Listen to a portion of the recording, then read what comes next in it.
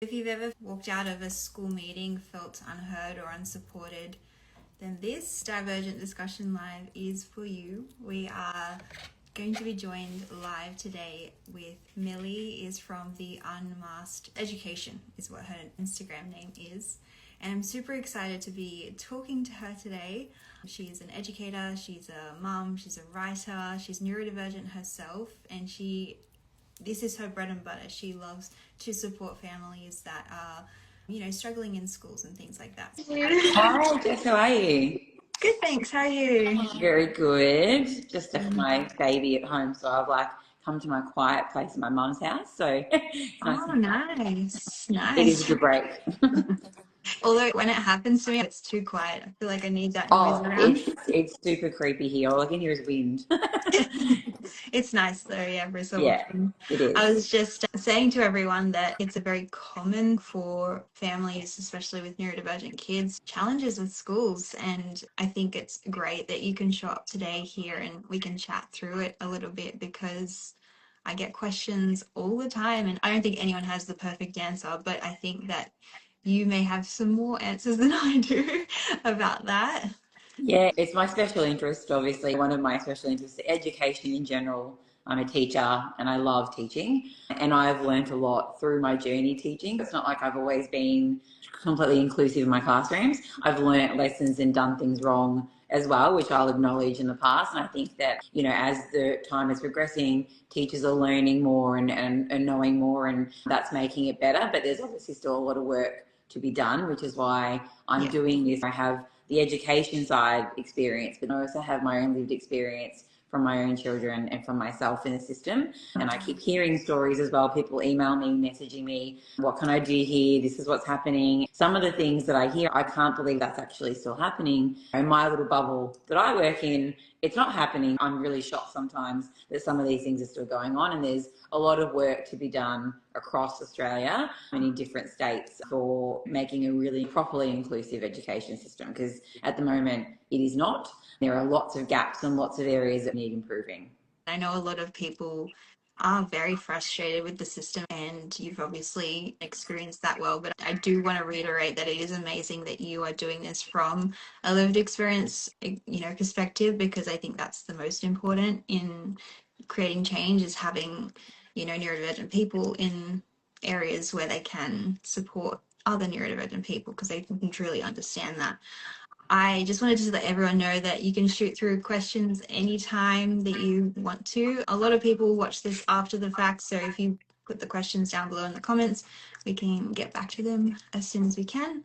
I love your reels about the not so accommodating school. The funniest thing, seriously, I've been trying to do, I'm not an Instagram kind of person. I don't love doing a lot of those things, but I know I have to in order to get my word out. But that was a funny thing that happened. I, on a spur of the moment, picked up my son's Spider-Man phone and pretended it was the silliest thing. My partner thought it was ridiculous when I posted it. The first video I made like that is now sitting at 160 something thousand views, and it blew up. And I keep making these videos with my phone and Millie from the Not So Accommodating School, and it's obviously a bit of satire in the fact that it's not things that I agree with, and there are things that are still happening in school. So they're the kind of topics that I'm trying to highlight in those videos. But it's the funniest thing, because like I said, I just picked up my son's phone and thought this will be silly. No one's going to like this. Nothing I'm posting is getting anywhere anyway. And then, yeah, that seemed to work.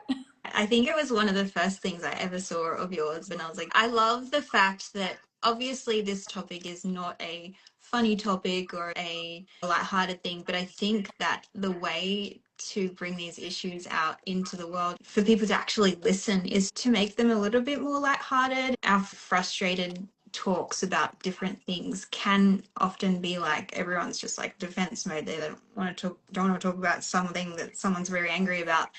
So I think that's good to bring some kind of lightheartedness into it. And I think you've done it in a way that's, I loved was it like a broken leg or something? Like his son's crutches are getting in the way. I was like, it's just ridiculous. I tried to think of the most ridiculous things possible, because I'm like, you wouldn't expect a child that's on crutches to walk up the stairs or push through, keep going, keep doing it. It's a disability at that time and they need to accommodate for it. I have another one that I'm releasing soon about glasses. The same kind of things about glasses. Like, that's a support. taught, but it's like, oh, let's just try and pull back on the glasses and we'll make sure she can try and work on seeing the board, because in the real world you might need to. So that's kind of my vibe, is like I'm trying to make it seem so ridiculous that you look at it and go, that's silly. Like, why aren't we accommodating our kids in the classroom? And I guess like if we could flow on from that, obviously I think we can all understand that there are a lot of issues and challenges happening in the system, in the schools, and in the classroom.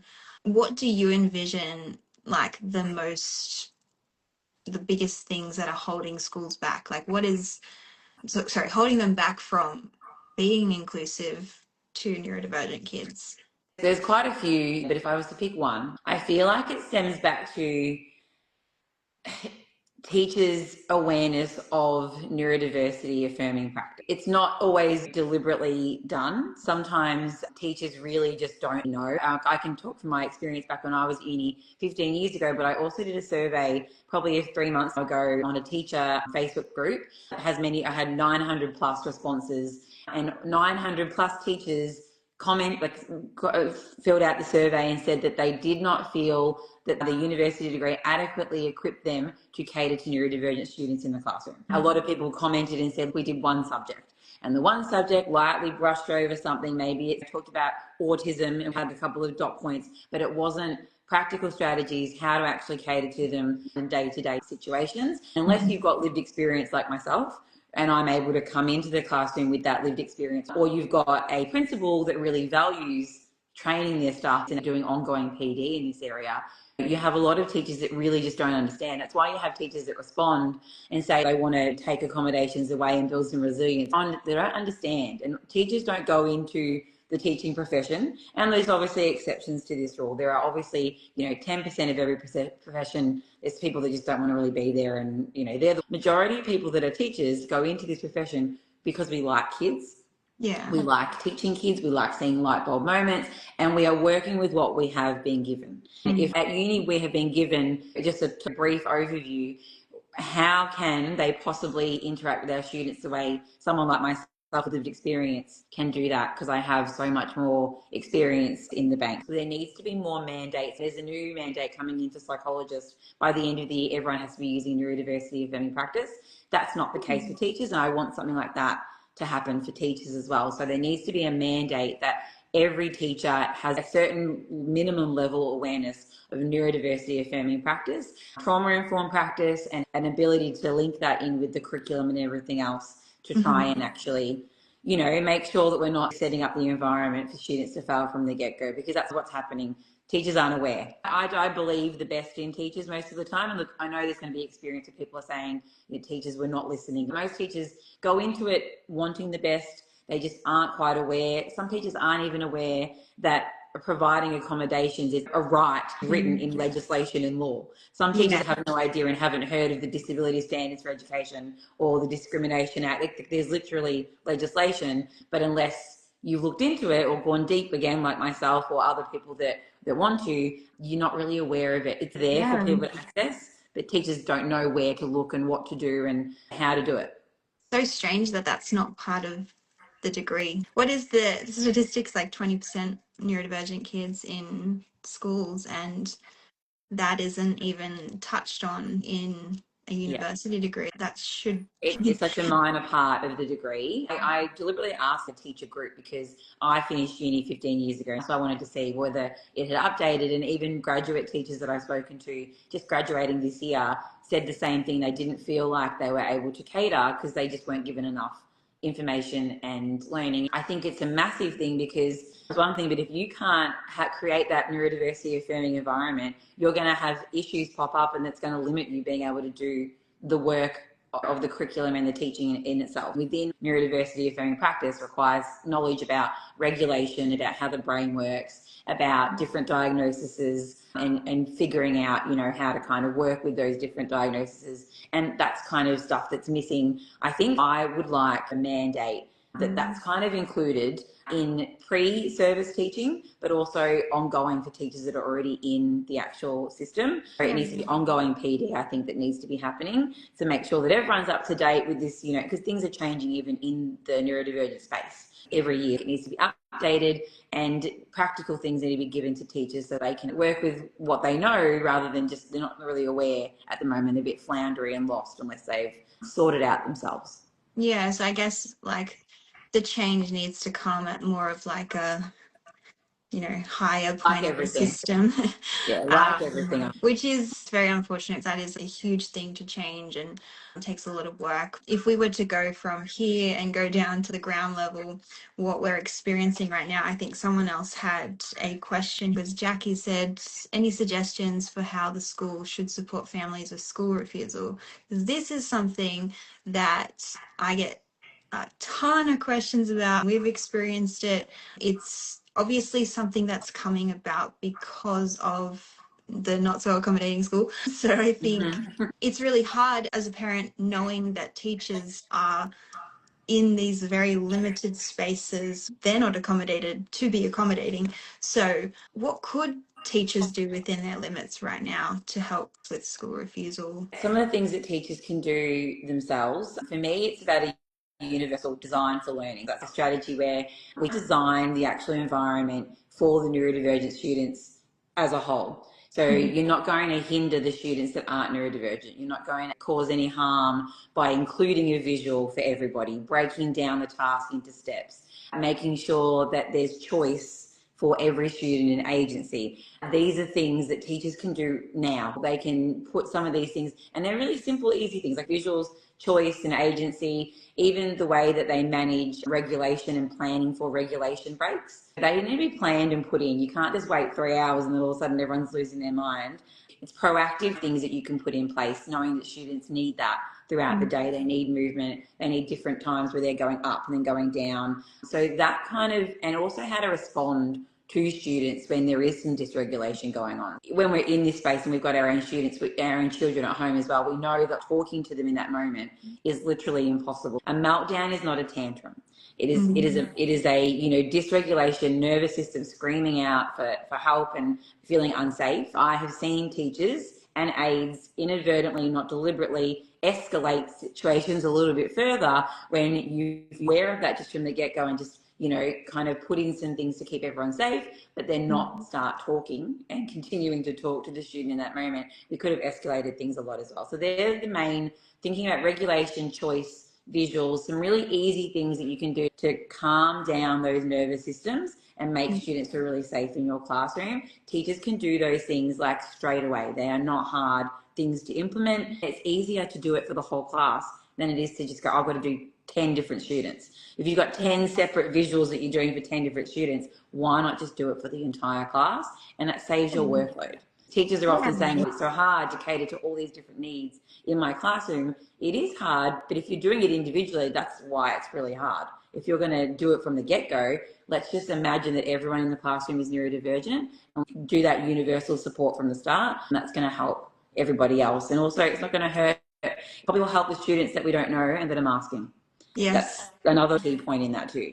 And I think that's a key point I wanted to talk about as well. But just on what you said before with the accommodations for children, I know that the way that it worked for us was that the teachers started off the year and the teacher said to us, I want to get to know your child before we have a meeting or whatever. From what I'm seeing on a grand scale from all the messages I received, I feel like a lot of people are getting to these meetings when something bad goes wrong, when there's school refusal, there's no pre-support. I know teachers are very limited with their time. Is there anything they could do from day one? I know about the About Me sheets that might be helpful for teachers to get to know kids before they actually meet them, just so that they don't jump at them when they're having a meltdown and make things escalate. I feel like there's so many things that could be prevented just from knowing more information.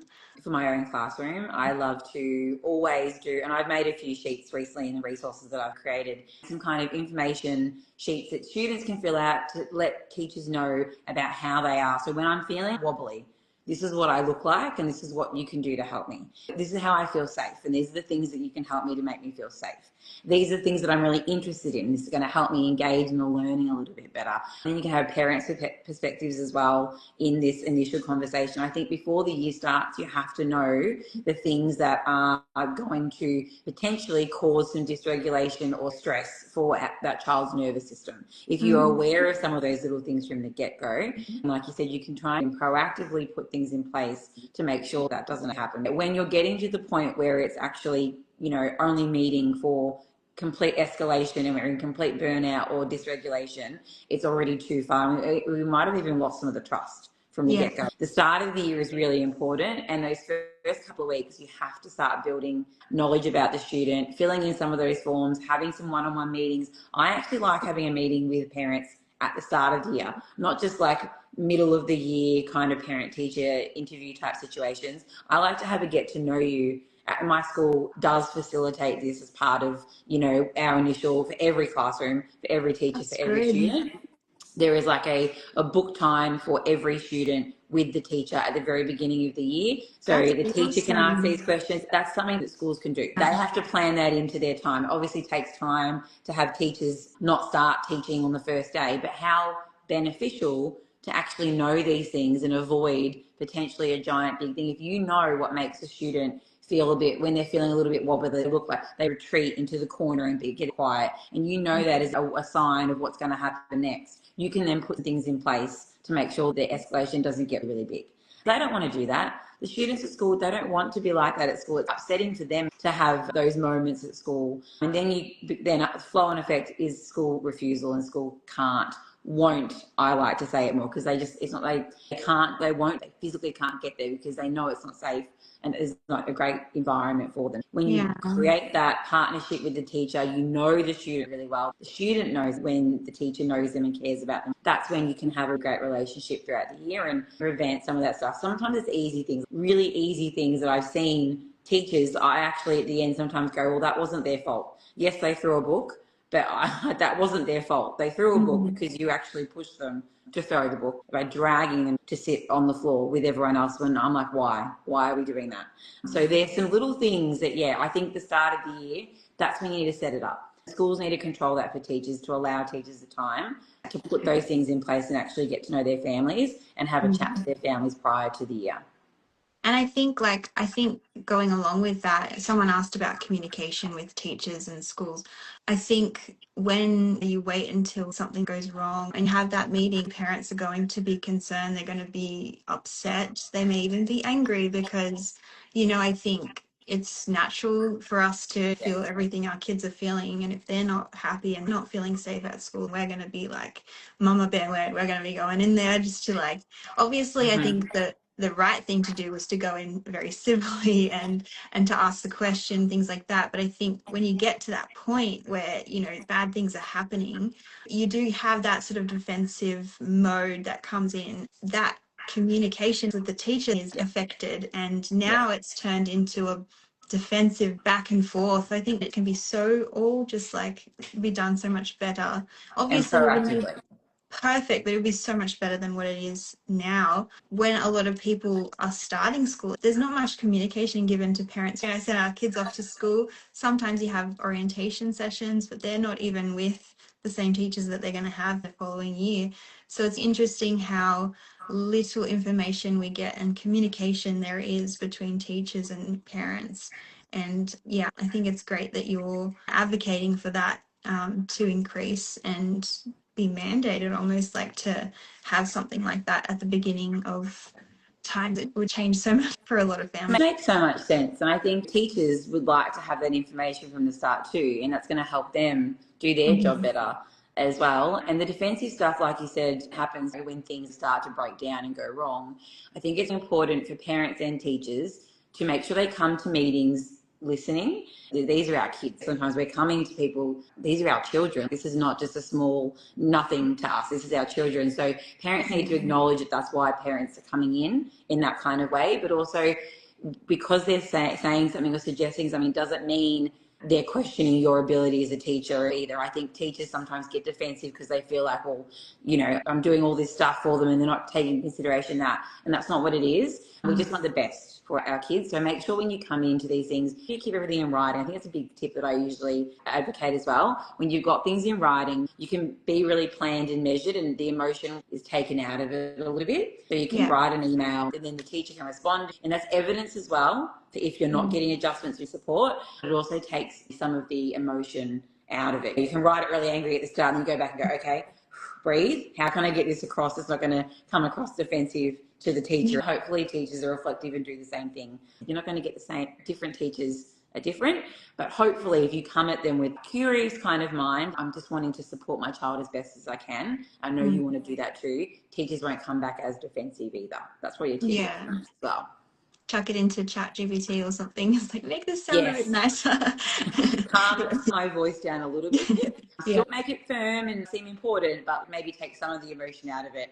Because I'm the same. I can get quite emotional really quickly. Sometimes people get misunderstood when we come in. For us neurodivergent people, a lot about us that have neurodivergent children are also neurodivergent. So we are emotional in nature. So it is probably good to sit back, let us feel our emotion, but then maybe write it. I find typing it is a little bit easier and makes it. And then you can have a meeting after that, after the initial thing is talked about, just so that you're not coming at it, blurting it out. They're defensive, you're crying. It just kind of gets a little bit crazy. So it might help mitigate that a bit.